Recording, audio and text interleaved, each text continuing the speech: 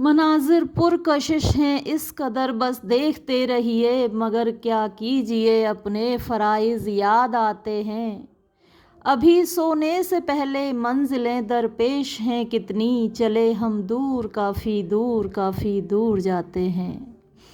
Stopping by words in on a snowy evening Robert Frost की एक ऐसी कविता है, यादगार है।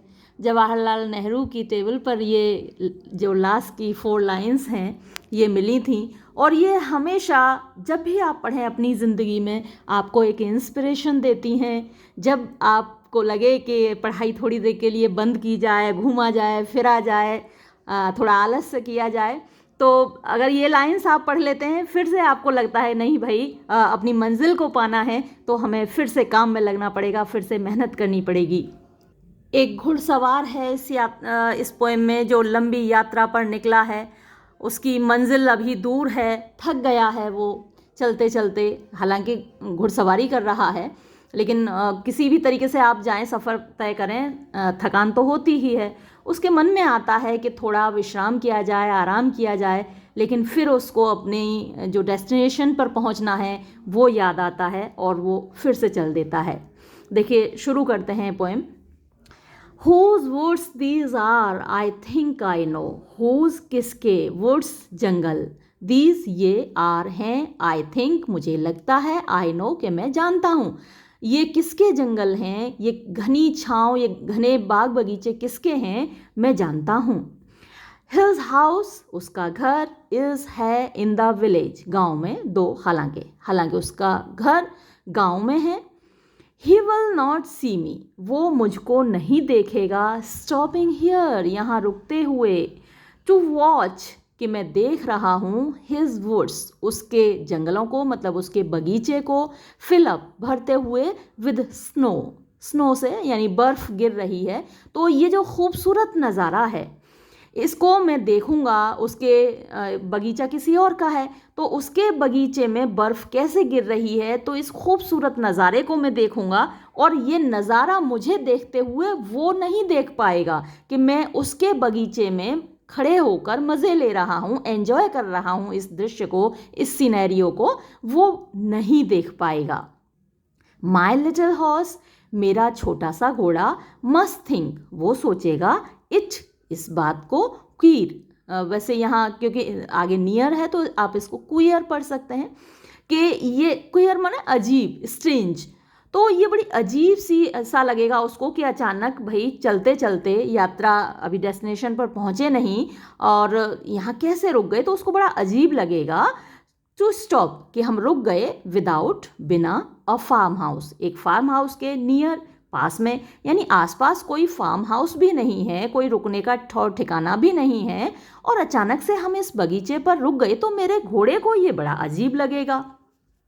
Between the woods and frozen lake यानी बिटवीन द वुड्स इस जंगल के बगीचे के, एंड फ्रोजन माने जमी हुई, लेक झील के, इनके बीच, द डार्केस्ट इवनिंग यानी सबसे अंधेरी शाम, ऑफ द ईयर इस साल की।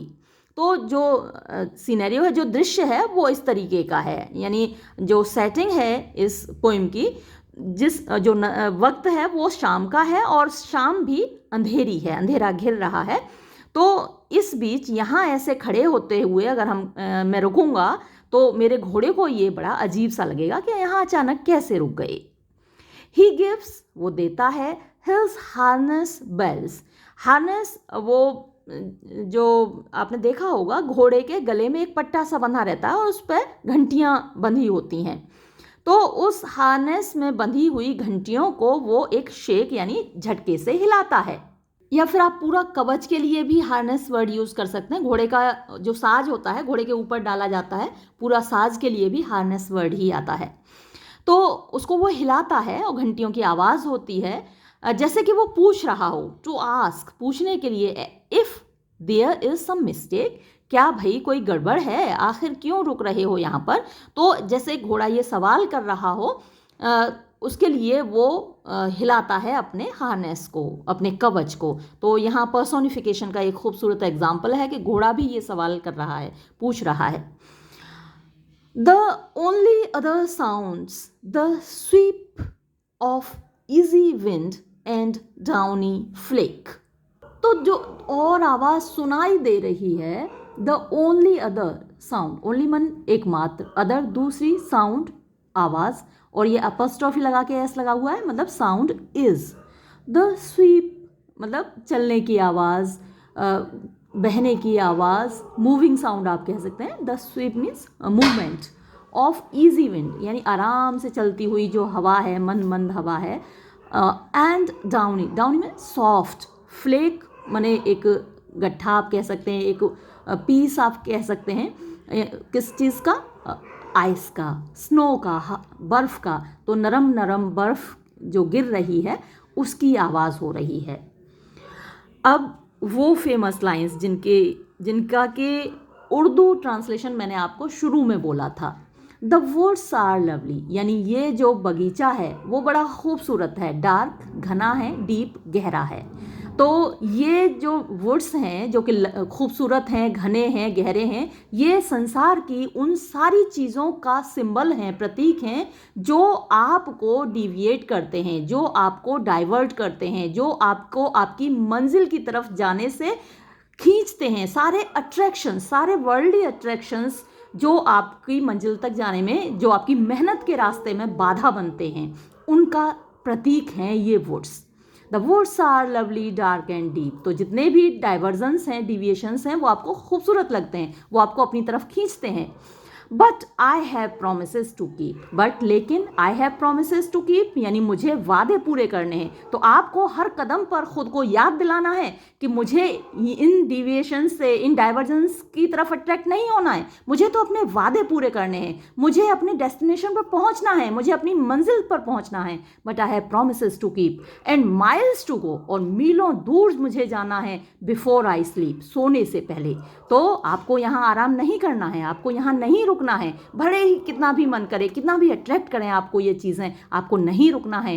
And miles to go before I sleep, है ना, आपको मीलों दूर जाना है सोने से पहले। अभी सोने से पहले मंजिलें दरपेश हैं कितनी, चले हम दूर काफ़ी दूर जाते हैं। तो ये खूबसूरत कविता छोटी सी है लेकिन सिंबॉलिकल है, प्रतीकात्मक है। ये जो घुड़सवार है ये हम सभी का प्रतीक है, ये हम सभी को रिप्रेजेंट करता है, हमारा प्रतिनिधित्व करता है। हम सभी का मन इसी तरीके से करता है कि भाई थोड़ा मज़े कर लें, थोड़ा आराम कर लें, लेकिन अपनी मंजिल तक पहुंचने से पहले हमको आराम नहीं करना है। क्योंकि जो लोग मंजिल पर पहुँचे हैं, जिन्हें आप ऊंचाइयों पर आज देख रहे हैं, वो ऐसे ही नहीं पहुँचे। उन्होंने मतलब जी तोड़ मेहनत की है ना, उन डिविएशन से, उन अट्रैक्शन से अपने आप को बचा कर रखा है, उन चीज़ों से जो कि आपको मंजिल की तरफ जाने से रोकती हैं। तो इस पोएम को हमेशा अपने लिए इंस्पिरेशन बना के रखिए। इन 4 लाइंस को जैसे जवाहरलाल नेहरू जी अपनी टेबल पर रखते थे, आप भी अपनी टेबल पर अपने सामने लिखकर चिपका लीजिए, जहाँ आपका स्टडी रूम हो, जहाँ आप पढ़ते हों। और हमेशा याद रखिए कि miles to before I sleep, यानी सोने से पहले आपको अभी बहुत दूर जाना है। खूब मेहनत कीजिए, आगे बढ़िए, तरक्की कीजिए। इसके साथ ही मैं ये वीडियो ख़त्म करूँगी। धन्यवाद।